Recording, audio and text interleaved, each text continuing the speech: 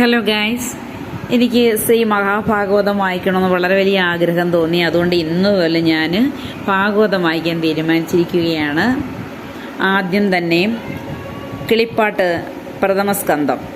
ഓം ഹരിശ്രീ ഗണപതേ നമഃ.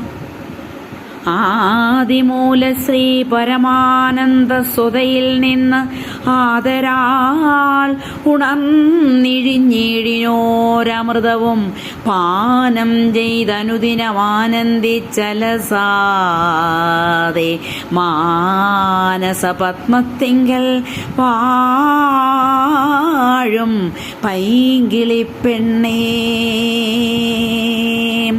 മാനുഷഭാവം പഴുതായി കഴിഞ്ഞിടും മുമ്പേ മാനസം തെളിഞ്ഞു ദിവ്യാനന്ദ സ്വാഭാവികം സാധിപ്പാനെളുതായ സാദരമേതൊന്നുള്ളോ സാദരമധുബാലേ കാലേ ചൊല്ലെന്നോടിപ്പോൾ. ചൊല്ലുവാനേകമുണ്ടോരോരോ മുനീന്ദ്രന്മാർ ചൊല്ലിയ വേദാന്ത സാരാദികൾ ബഹുവിധം.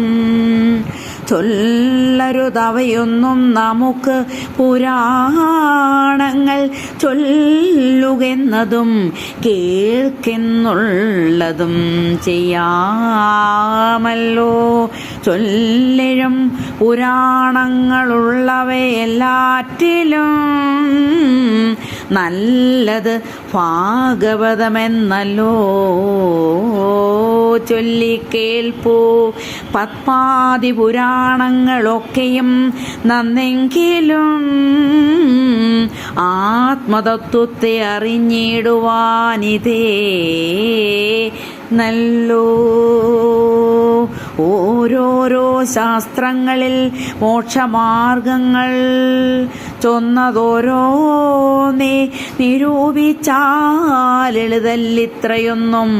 ഓരോരോ ജനങ്ങൾക്ക് മുക്തിമാർഗ തത്വങ്ങൾ ഓരോരോ വിധമത്രേ കേവല സ്വഭാവങ്ങൾ എന്നതിലെല്ലാ വർണ്ണത്തിങ്കിലും എല്ലാവർക്കും നന്നായി സാധിക്കാവുന്നെളുപ്പമുള്ളൊന്നല്ലോ.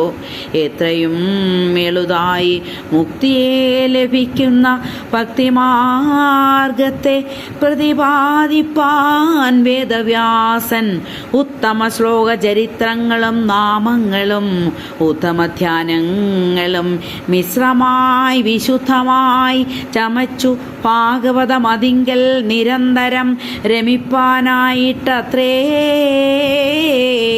മറ്റുള്ള കഥയെല്ലാം. ഇനി നമുക്ക് അടുത്ത ദിവസം കേൾക്കാം. നന്ദി, നമസ്കാരം.